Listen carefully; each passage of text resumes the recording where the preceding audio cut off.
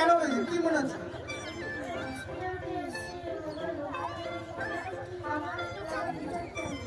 কেন কি হয়েছিল?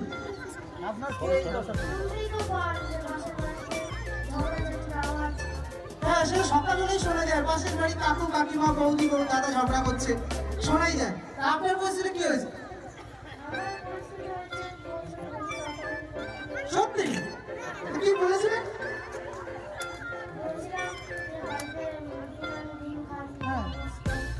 হ্যাঁ ওই মানেনি পয়সা চেয়েছিল নাকি?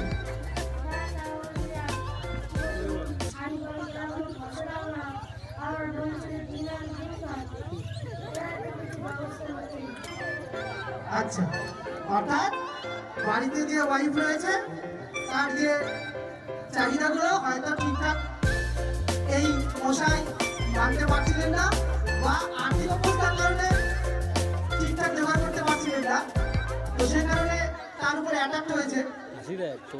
আচ্ছা ভবিষ্যতে যারা বিয়ে করবে তাদের জন্য আপনি কি গাইডেন্স করবেন বা কি করা উচিত কিছু বলবেন তাদের উদ্দেশ্যে? আচ্ছা ভবিষ্যতে যারা বিয়ে করবে যারা সংসার করবে তাদের উদ্দেশ্যে কি বলবেন?